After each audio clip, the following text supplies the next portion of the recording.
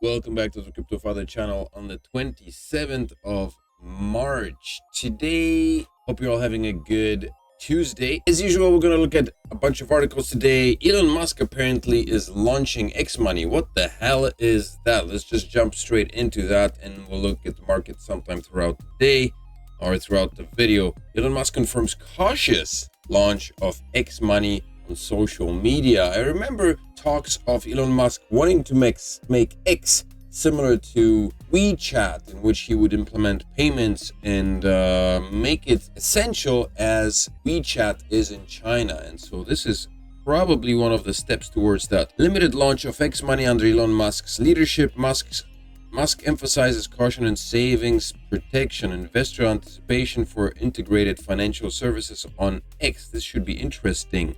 Elon Musk announced via social media, I think the tweet should be right here somewhere, excited for Visa to help power X Money, another milestone for the Everything app. Visa is our first partner for the X Money account, which will debut later this year, allows users to instant funding to your X wallet via Visa Direct, connects to your debit card, allowing P2P payments, option to instantly transfer funds to your bank account. First of many big announcements about X Money this year. This is interesting for people making money on X.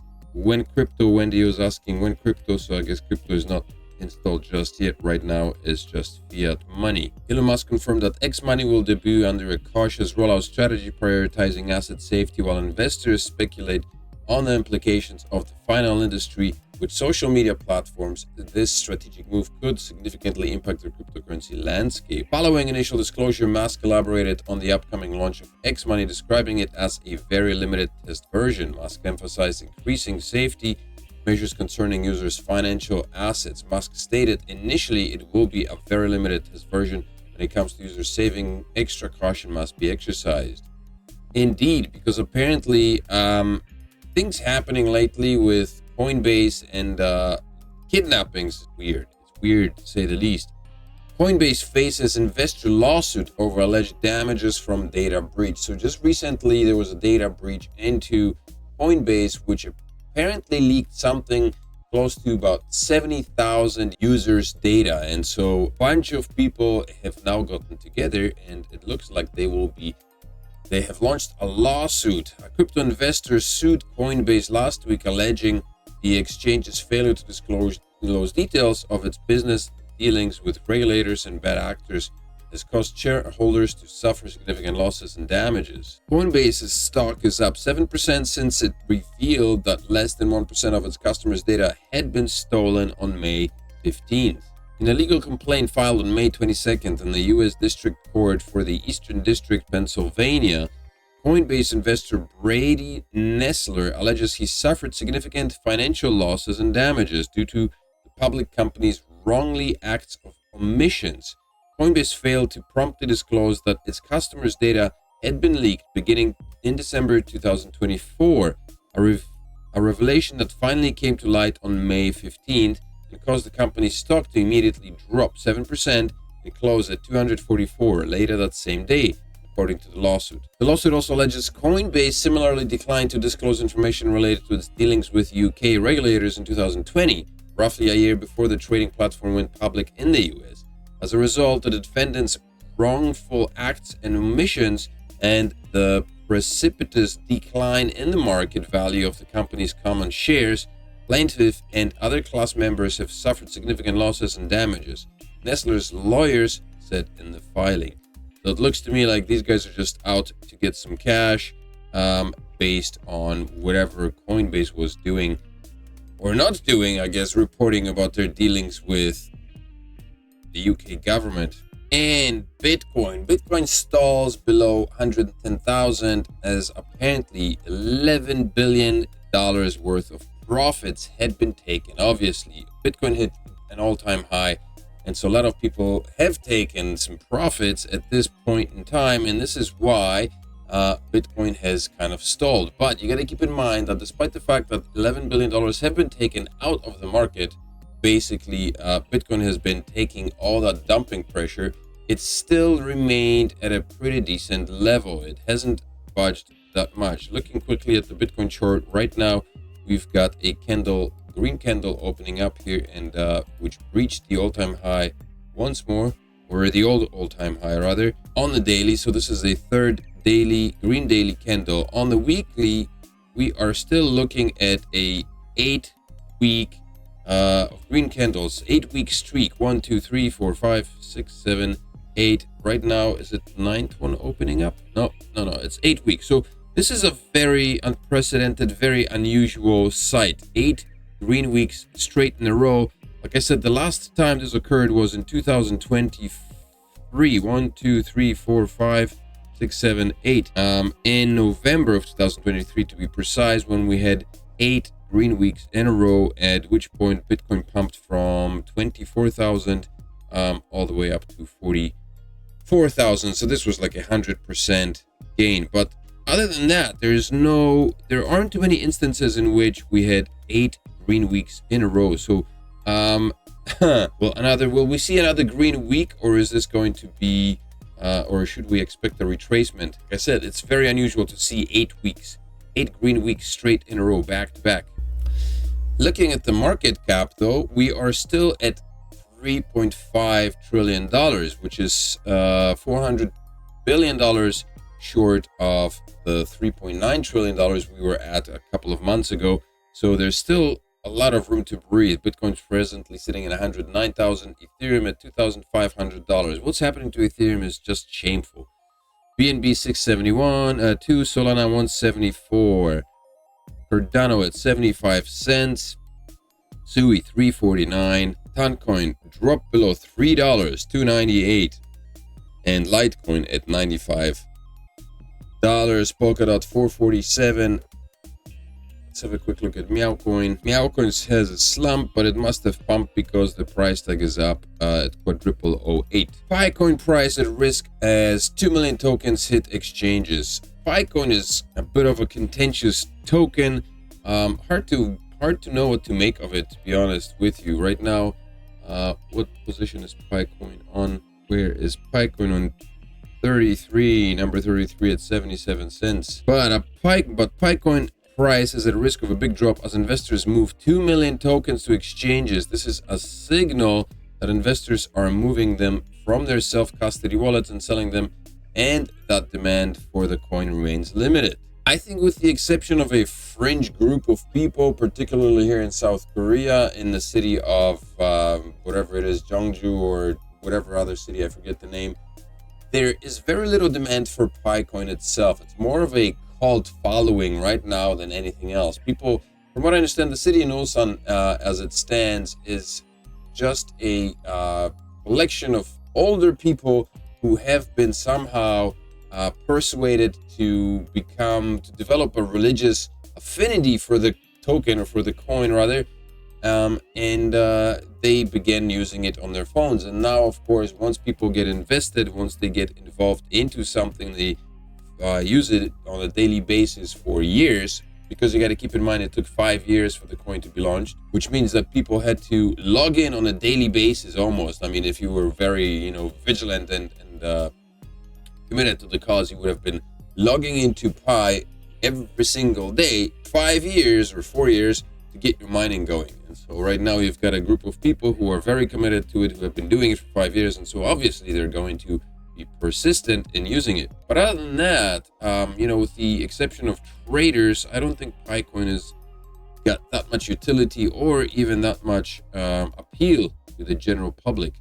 But money can be made anywhere. Man allegedly held hostage for 3 weeks in a Manhattan apartment, tortured in an apartment to gain access to Bitcoin wallet. Apparently, a crypto investor was allegedly held hostage in New York City and tortured for weeks in an effort to steal his Bitcoin holdings. According to a new Associated Press report, crypto investor John Wells, 37, allegedly kidnapped another investor, holding him in a Manhattan apartment where he was beaten and had his family's lives threatened to get him to give up his Bitcoin wallet passphrase. Waltz was arrested after the victim escaped and flagged down a traffic officer on the street for help. He is now facing charges of kidnapping, assault, unlawful imprisonment, and criminal possession of a firearm. Waltz is being held without bail after prosecutors said he was flight risk due to owning a private jet and a helicopter. Waltz's attorney, Wayne Gosner, declined to comment. So this dude already has a private jet and he's still kidnapping people to get their Bitcoin? What a joke. The victim, whose name has not been released, recently arrived in New York City from Italy. It is not clear how the victim knew the alleged kidnapper. The abduction is thought to have occurred on May 6th. It appears others were involved in the scheme, including an unnamed, unapprehended male. The victim was allegedly bound by the wrists and tortured for weeks inside the apartment, including being drugged, shocked with electricity, hit in the head with a firearm, and dangled over a flight of stairs, all to get him to reveal his Bitcoin wallet passphrase so the suspect could steal his digital assets. The victim was reportedly able to flee when the suspect turned his back to retrieve the man's laptop in another room after he said he would give up the password when he thought the suspect was going to shoot him. When authorities reached the apartment, they said they found cocaine, a saw, chicken wire, body armor, and night vision goggles, ammunition, and Polaroid photos of the victim with a gun pointed to his head. Waltz is due back in Manhattan Criminal Court next week. Holy macro. I see a movie coming out of this pretty soon. And the ETH killer gets a MetaMask boost. Solana support could unlock millions of new users. Digital asset wallet MetaMask will add support for Solana this month, increasing user exposure to assets. The platform seeks to stretch its offerings in line with its anticipated roadmap to onboard Bitcoin and improve wallet connectivity. Solana's price spiked 6% and hourly trading below, cooling above 3% gains as bulls cite a new price target. You gotta keep in mind that MetaMask, alongside with a bunch of other apps, were created solely for the purpose of promoting Ethereum. And in the past, they were very, very exclusive in that sense. But now, obviously, since the tides are shifting and the crypto space is changing, significantly, it's becoming a lot more adopted and a lot more used by broader audiences. Obviously, it makes sense for a company like MetaMask to begin including other cryptocurrencies because it no longer is dominated by Ethereum so much. So there's a lot more cryptocurrencies that are out there, and it just makes sense for companies to make themselves more available to a continuously growing audience of people using cryptocurrencies on a daily basis, right? So this is probably the reason why MetaMask has decided to begin implementing support for cryptocurrencies like Bitcoin, Solana, which apparently, it's supposed to be the Ethereum killer, the opposition or the competition rather. But we are going to see support for Solana on MetaMask sometime this month, apparently, so pretty soon. Alpaca Finance to sunset all of its products following Binance delisting. Project is operated as a leveraged yield farming protocol on both BNB Chain and Phantom. Alpaca Finance said it plans to wind down operations in the coming weeks. The announcement comes in the wake of Binance delisting the project's token last month. After extensive internal deliberation and thorough evaluation of possible paths forward, we have made the incredibly difficult decision to begin sunsetting Alpaca. Sunsetting is just a mild word for shutting down business. Alpaca Finance and all of its products, the project said Monday in a post on X. This choice wasn't made lightly, but we believe it is the most responsible course of action to safeguard our community and ensure a graceful and secure wind down. I wonder, what's the reason for why did Binance delist Alpaca? That's interesting.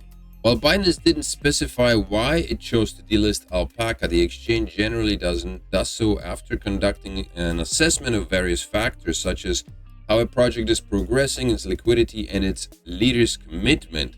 So if you do have funds in Alpaca, I would say liquidate them, take them out, because they'll be closing down anyway. But since Binance did delist, it may be something that they found that they didn't like about the project, about the Alpaca project. So take your cash out. Remember to store it on a Descent wallet. Get one right now for a discount. You can get one for a $30 discount or a pair of them for $99 with the CryptoFather ref code below the video. And BlackRock issues Bitcoin warning, says Bitcoin source code could be rendered flawed or ineffective by quantum computing. More fear mongering from the likes of BlackRock. Quantum computers are considered by many to be a potential threat to Bitcoin due to their theoretical ability to, in the future, override the cryptographic schemes that secure blockchains. While quantum computers have not yet demonstrated an ability to come anywhere close to threatening Bitcoin, BlackRock says it, along with other technological advances, could render flagship cryptocurrency flawed and ineffective. I could foresee another switch in technology once quantum computing comes along. We could, if this were a legitimate threat, then we could probably see cryptocurrencies become obsolete with the emergence of quantum computing, which would mean another possibility of massive money changers coming out. Cambodia's 19 billion financial scam empire fueled by crypto, says Watchdog Group. Cambodian officials are profiting from a 19 billion crypto-fueled scam industry involving trafficked labor, fraud, compounds, and platforms such as Huine Guarantee. A report by Humanity Research Consultancy alleges Cambodia-based Huine has reportedly processed 24 billion via Telegram and launched its own stablecoin to bypass financial oversight. Telegram recently banned Huine-linked accounts as UN reports warn Cambodia has become a global hub for crypto-based fraud. Wow, Cambodia, eh? High-ranking members of the Cambodian People's Party have helped enable and profit from transnational fraud schemes that rely on trafficked labor and untraceable cryptocurrencies. I always say, if you want to become wealthy, create a religion or become a politician. And Cambodia, just, a third world country, is a perfect example of politicians taking advantage as much as they possibly can of the system. And this is a perfect example. I mean, this happens in developed nations. What do you expect from a third world nation? That's it for the updates for today. That's it for the news. Make sure to smash up the likes on this video, subscribe to the channel, of course. Leave me a comment in the comment section below. I hope this news rundown was informative, and I hope to see you on a Wednesday. Have a fantastic freaking Tuesday. See you tomorrow. Peace.